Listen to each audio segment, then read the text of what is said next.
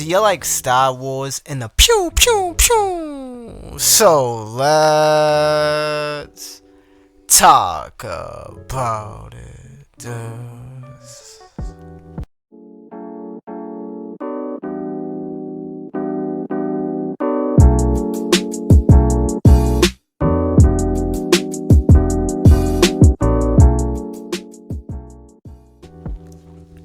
As a droid repair technician who crash lands on Batuu, take on missions in the wilds, face off against the Guavian Death Gang, infiltrate a First Order facility, and travel to the other areas in the galaxy in your own Star Wars story.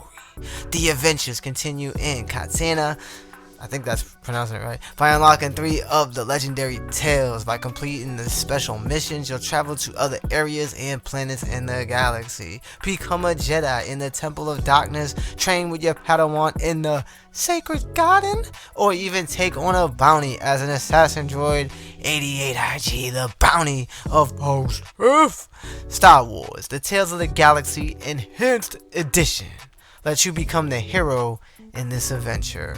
Play your way with different difficulty levels, combat, varied weapons, immersive tales that shows you how you, yourself, the player, can change the galaxy.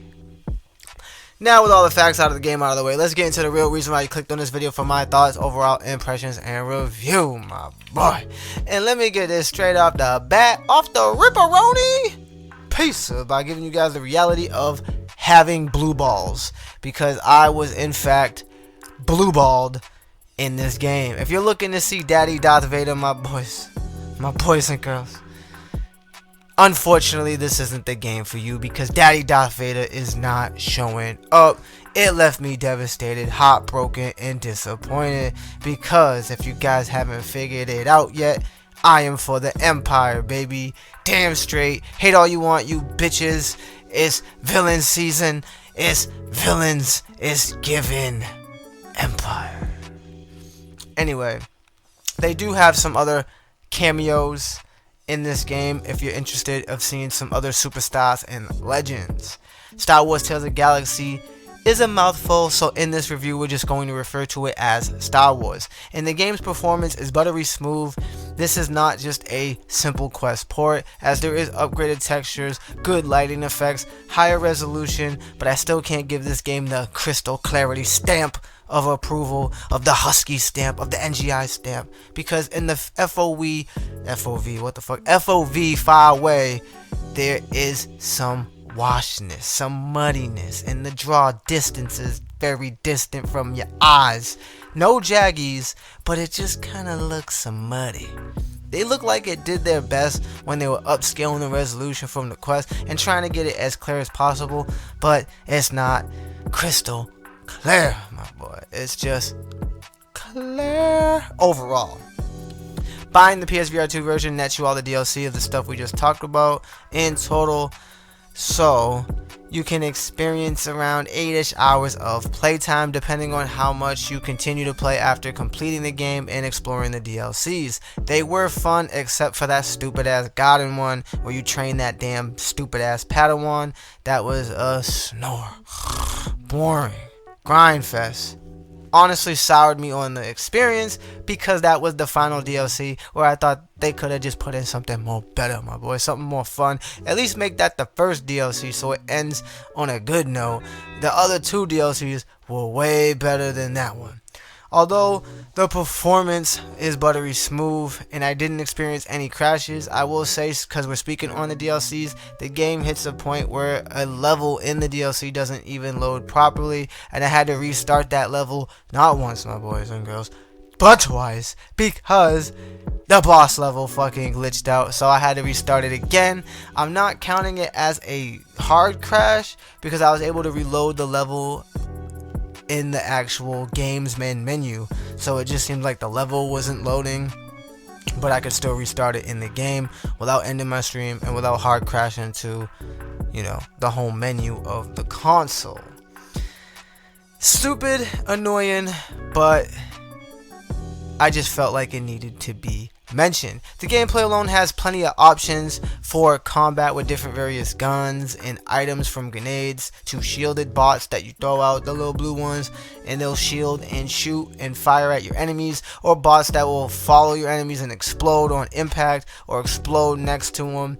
And there's an in-game shop to buy some upgrades or whatever, like healing gloves or cosmetic colors if you don't want to use them. A charging station so your guns charge, you don't have to keep throwing them away and getting new ones. But I feel like that was the fun. And overall, it has some things to do. There's collectible R2-D2s that give you money when collected, and there's a nice little display case to showcase them. So after you turn them in, you can look at them and be like, look at my collection, look at this, come here, come see this. And there's like little mini crap things to do, like throwing dots or drumming on the xylophone set.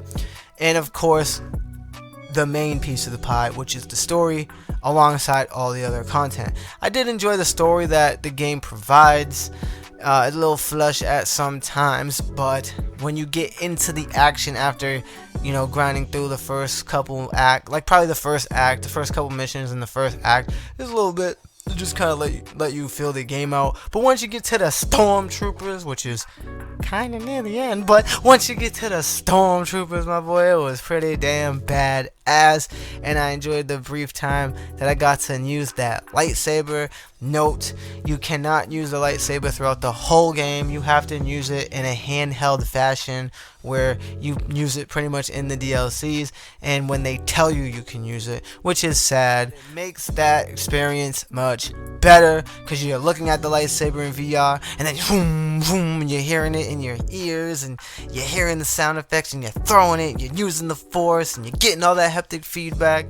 Oh, it's a great experience. I wish you could use the whole game with a lightsaber, but you can't. There's some PSVR2 functionality. It does use the haptic feedback and adaptive triggers. You get the headset feedback, but I didn't really notice if they used the eye tracking at all, and I don't think they used the foveated rendering due to the poor draw distance from the far away in your FOV, which is giving that kind of muddiness and sourness. But overall, I'm trying to delve into this review without giving the spoilers of the story, and the gameplay is there and all the beautifulnesses of there. Everything is there. Overall, this is a great start to seeing the Star Wars franchise in VR, and I hope the team at Disney and Lucasfilms, my boy, see that this is good opportunity. They already have like the Vader Immortal series too, so that's the Daddy Darth Vader shit, but that is not this. So we're talking about this, but I'm hoping that they notice that VR can work for this franchise, and I hope they continue to push out new Star Wars content and give us some real good shit. We here at NGI give Star Wars Tales of the Galaxy Edge on the PSVR2 a 9 out of 10. Make sure you stay up to date with all the latest in gaming tech news and reviews. Smash that like if you want to, and as always, support your boy by subscribing if you want to. We are on the road to 700 now that we just broke 600. We gotta keep grinding because our road don't stop until 1,000, and then don't even stop there. But the main goal is 1,000. Anyway, that's not even for this video, bro. This is a review. So I'll see y'all in the next stream or video. God bless and peace.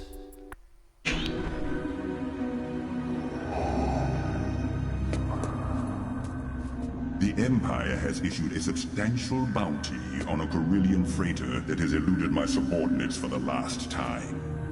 Report to the deck of the Executor for a full briefing. Well, here at the crossroads. Say no to the most evil man in the galaxy and start over as something else. Goodbye. Seriously? Yeah. We out. We working for Vader now.